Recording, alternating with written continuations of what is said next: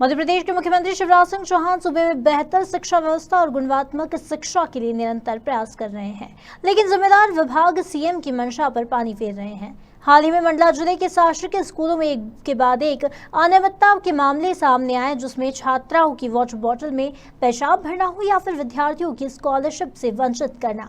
सरकारी स्कूलों में फैली अव्यवस्था को लेकर हमारे मंडला सहयोगी सलीम खान ने जिला शिक्षा समिति के अध्यक्ष इंजीनियर कमलेश टेकाम से खास चर्चा की, जिसमें उन्होंने साफ शब्दों में कहा कि स्कूली बच्चों के भविष्य के साथ खिलवाड़ कतई बर्दाश्त नहीं किया जाएगा। आज खबर मध्य प्रदेश छत्तीसगढ़ की टीम पहुंची है जिला पंचायत उपाध्यक्ष माननीय कमलेश टेकाम जी के पास, और जो जिले में शिक्षा के हालात इतने खराब स्थिति में चल रहे हैं, और आप जिला शिक्षा समिति के जिला अध्यक्ष होने के नाते तो आपसे सवाल तो बनता है कि इस स्थिति में आप शिक्षा व्यवस्था को कैसे सुधार कर और पटरी पे कैसे लेके आएंगे। देखिए, सबसे पहले तो मैं ये कहूँगा कि मुझे लगता है जब से मैं इस पद पे हूँ करीब एक वर्ष हुआ है। बीते एक वर्ष में, उसके पहले कोरोना टाइम भी था, उसके कारण भी शिक्षा व्यवस्था थोड़ी सी चरमराई थी। उसके पूर्व में लगभग 10 सालों से शिक्षा की व्यवस्था यहाँ, ऐसा लगता है मुझे देखने के बाद, कि पहले से कोई ध्यान नहीं दिया गया। क्योंकि जिस टाइप से पूरे प्राइमरी शाला, माध्यमिक शाला की हालत है, न भवन की बहुत ज़्यादा ज़रूरत है पूरे ज़िले में, इंटीरियर जगह में तो शिक्षा की बहुत हालत ख़राब है। इसलिए जितनी जगह भी मैं जाता हूँ, कम से कम अभी तक 150 माध्यमिक और प्राथमिक और सब मिला के लगभग मैंने निरीक्षण किया हुआ है, तो हर जगह कुछ काफ़ी सारी कमियां पाई गई। और मध्य प्रदेश में वैसे भी शिक्षकों की कमी तो है ही, लेकिन उसके लिए एक व्यवस्था है कि अतिथि शिक्षकों से उसको पूरी की जा सकती है। लेकिन यहाँ अपने ज़िले में तो लचर व्यवस्था है। उसको धीरे धीरे अब 10 सालों का जो पिछड़ा हुआ है, या क्या कहा जाए, उसको साफ करते करते थोड़ा सा टाइम लगेगा, और मैं करता भी जा रहा हूँ। समय समय पे मीडिया के माध्यम से ये आप लोग जब भी ऐसा सवाल करते हैं तो मैं जाता हूँ और उसको दूर करने का प्रयास भी कर रहे हैं। और अभी जैसे हाल ही में बहुत सारे ऐसे शिक्षकों की कुछ लापरवाही के कारण कहीं पे प्रचार हैं तो आते नहीं हैं। जैसे एक मवई का मामला भी आया, फिर आप लोग भी गए थे और वहाँ पे तो देखे ही होंगे। तो हमने स्टार्ट कर दिया सबसे पहले इंटीरियर जगहों में जाना, क्योंकि दूर तक कोई भी अधिकारी नहीं जाता। और हमारा मानना ये है, हमारा काम तो मॉनिटरिंग करना है और आदेशित करना, लेकिन सारा कुछ प्रशासन के हाथ में है। जैसे कि जो जिम्मेदार अधिकारी हैं उनको बोलना और उनको भी ध्यान देना चाहिए, नहीं तो हम डायरेक्ट फिर शासन के माध्यम से उनकी कंप्लेंट करेंगे तो सुधार होगा ही। क्योंकि हमारी जिम्मेदारी है कि हम जिस पद पे बैठे उसको जिम्मेदारी से निर्वहन करेंगे और शिक्षा व्यवस्था को सुधारेंगे। वैसे देखा जा रहा है कि जिले में बहुत सी ऐसी जगह हैं जहाँ पे एक तो शिक्षक हैं पर उनकी लापरवाही इतनी ज़्यादा बढ़ते जा रही है। लापरवाही होने का कारण है कि शिक्षक एक ही स्कूल में 15 से 20 साल से एक ही जगह पे पदस्थ है।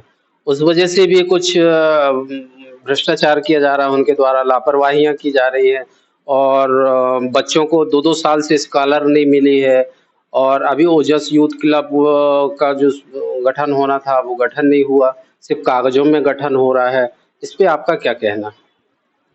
देखिए, जहाँ भी इस टाइप के अधिकारी जो लापरवाह हैं और उन पे ऐसी जिम्मेदारी है, तो मेरा मानना ये है कि जिस अधिकारी को हटाने का अधिकार है, संबंधित अधिकारी को, तो अगर हमारे माध्यम से ऐसा लिखित जाता है तो उसको तुरंत इंक्वायरी करके हटाना चाहिए, तभी ऐसे सुधार की व्यवस्था हो पाएगी। क्योंकि काफ़ी समय से यहाँ देखने में आ रहा है, ये वैसे भी ट्राइबल एरिया है, तो यहाँ जनप्रतिनिधि से लेके सारे लोग जितने भी आते हैं तो उनका दूसरे जिलों की अपेक्षा यहाँ पे उस टाइप की ना राजनीति होती और ढील ढाल रवैये के कारण, क्योंकि जनप्रतिनिधि ज़्यादातर सभी रिजर्व सीट है तो ट्राइबल के हैं, और ट्राइबल के हर किसी को पता है कि वो एकदम बहुत ज़्यादा दूसरे जिलों की अपेक्षा, जैसे भोपाल के आसपास या भिंड के आसपास ऐसे एरिया टाइप से यहाँ माहौल वैसा नहीं है,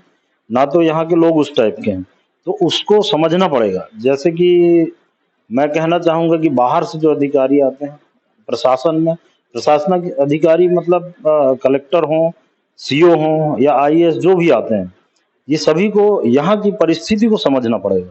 यहाँ अगर कोई इतने दिनों से बैठा है तो उसकी वाकई वो जांच कराएं, और समय समय पे अगर किसी की कंप्लेंट आती है तब शिक्षा की व्यवस्था सुधर पाएगी। और हमारी जिम्मेदारी तो है ही, हम या तो उसको पॉलिटिकल बैकग्राउंड से लेंगे तो वो तो होगा ही, होना ही पड़ेगा, क्योंकि हम जहाँ बैठे हैं तो हम इस चीज़ के लिए नहीं बैठे हैं कि हम सिर्फ सुने या देखें, क्योंकि पिछले 10-15 सालों से जिस टाइप से शिक्षा यहाँ बर्बाद हुई है तो उसको तो सुधारने का हमने लिया ही है, ठान लिए हैं, और समय समय पे हम मीडिया को भी जानकारी देंगे और पब्लिक को भी दिखेगा। अभी ये देखा जा रहा है कि कुछ जगह ऐसी है जहाँ हॉस्टलों की व्यवस्था नहीं है, छोटे-छोटे बच्चे हैं, पहली से 5वीं तक के कई ऐसे हॉस्टल हैं, वहाँ पे बच्चे पन्नी ओढ़ के गुजार रहे हैं, फटे कपड़े पहन के रहते हैं।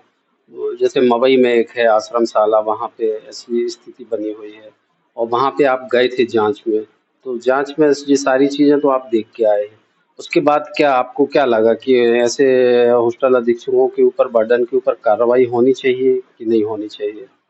ये तुरंत होनी चाहिए, और मैंने जो संबंधित अधिकारी है, एसी एसी ट्रैवल को तुरंत सूचित कर दिया, निर्देश कर दिया कि उनको हटाएं। ये क्योंकि हमने खुद देखा और हमारी टीम भी गई थी, उसमें माननीय वहाँ की जिला पंचायत सदस्य भी थे और कुछ गांव के सामाजिक कार्यकर्ता भी थे जो ये सब देखे हैं, और उनको हटाने के निर्देश कर दिए गए, और 1-2 दिन में शायद उनका आदेश भी हो जाएगा, क्योंकि ये सब व्यवस्था होनी नहीं चाहिए। वो उनको अपने मूल पद पे पहुंचाया जाएगा बहुत जल्द, क्योंकि हम ये सब देखते हुए अगर नहीं करेंगे तो हमारे पद पे रहने का कोई अधिकार नहीं है। और जैसे भी वैसे यहाँ इतने जंगलों में रह के वो अपने बच्चों को जिस भरोसे के साथ पहुंचाते हैं आश्रम या हॉस्टलों में, तो ऐसी कभी भी होनी नहीं चाहिए। तो ये मेरे को लगता है हर हॉस्टल्स में ऐसे हैं, और मैं ये भी देखूंगा कि ऐसी गलतियां हो क्यों रही हैं हॉस्टल में। तो अगर ऐसा पाया जाता है तो हमारे माध्यम से संबंधित अधिकारी को जानकारी देकर हटाने की कार्रवाई करने के लिए बोलेंगे।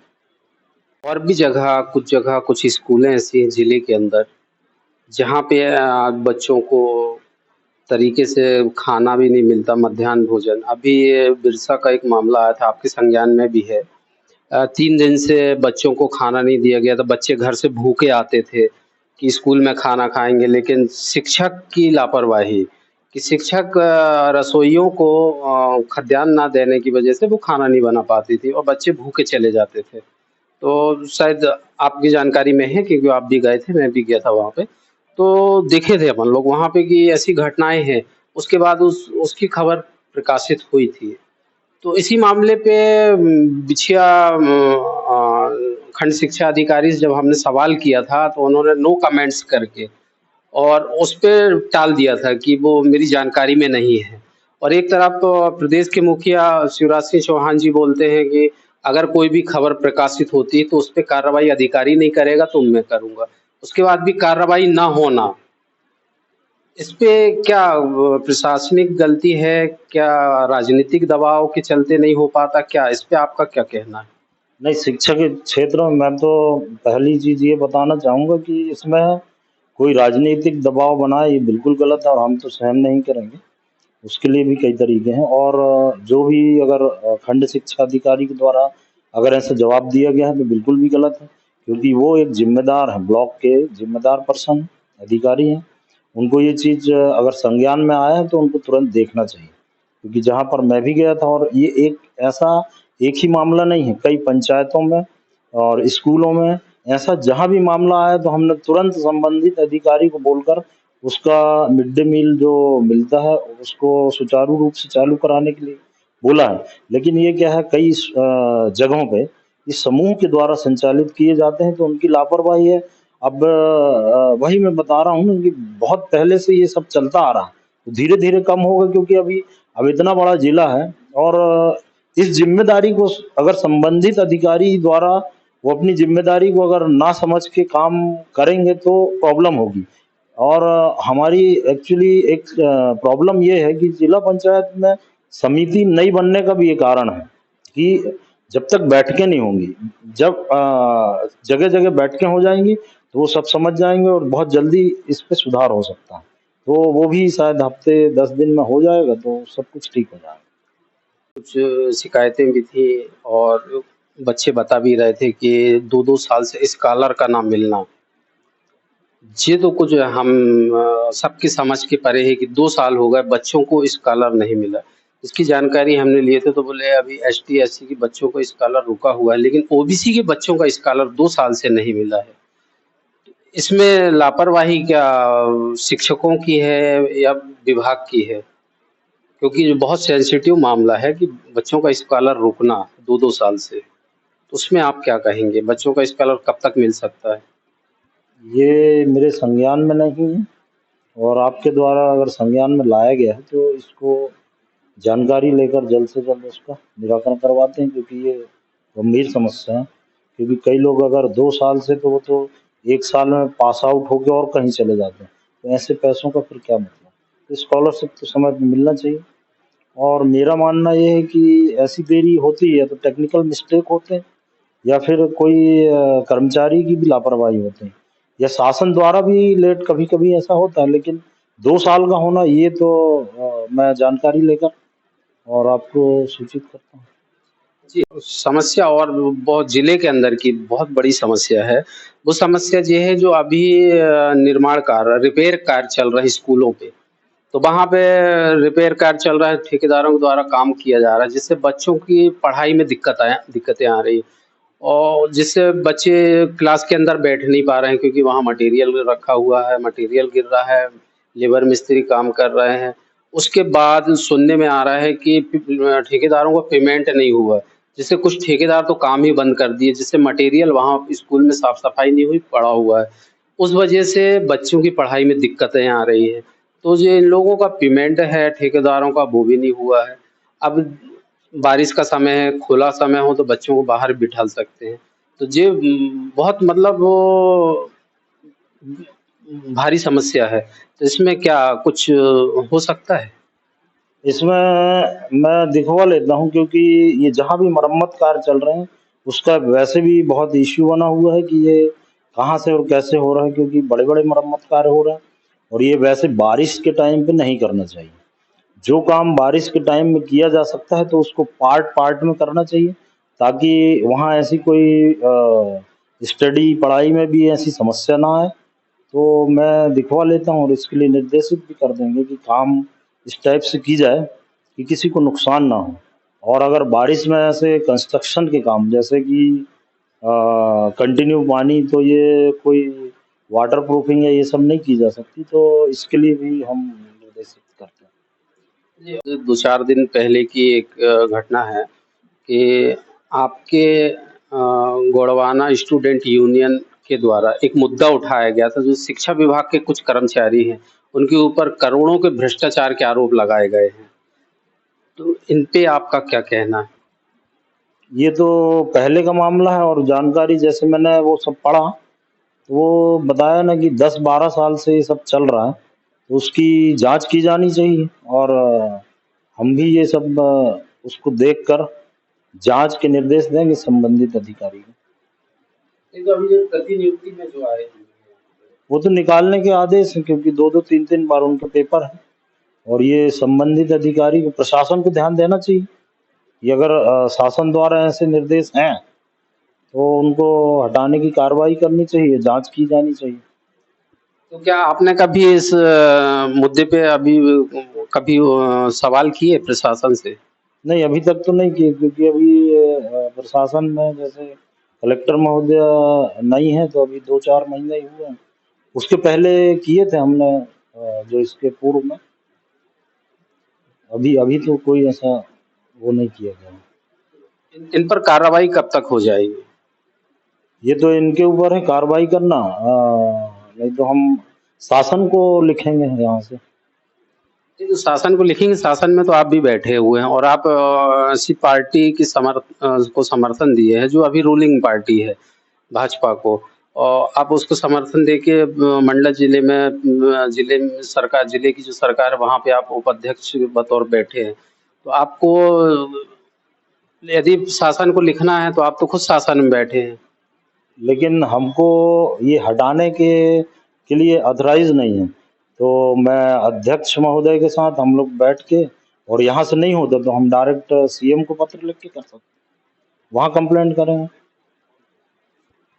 जिधर हमारे साथ जिला पंचायत उपाध्यक्ष कमलेश टेकाम जी और जिला शिक्षा समिति के अध्यक्ष भी हैं और इन्होंने जो हमने सवाल किया उसका जवाब बहुत बेबाकी से दिया। और मैं हूँ सलीम खान, खबर मध्य प्रदेश, छत्तीसगढ़। जिले में अभी एक ओजस यूथ क्लब का चल रहा है और अभी से नहीं कई सालों से चल रहा है।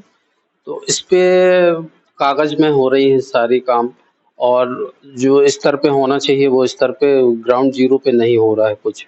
और हमने बच्चों से जब पूछा था ओजस यूथ क्लब के बारे में तो उनका साफ कहना है कि सर हम तो पहली बार नाम सुन रहे हैं ओजस यूथ क्लब का। ओजस होता क्या है?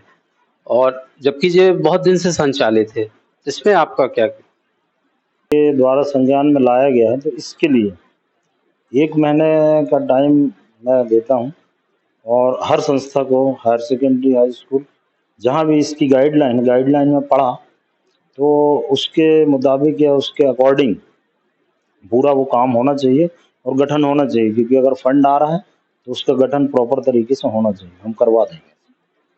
तो ओजस यूथ क्लब में ऐसा क्या-क्या कराना पड़ता है बच्चों से? वो बौद्धिक विकास के लिए है उनका, ऐसा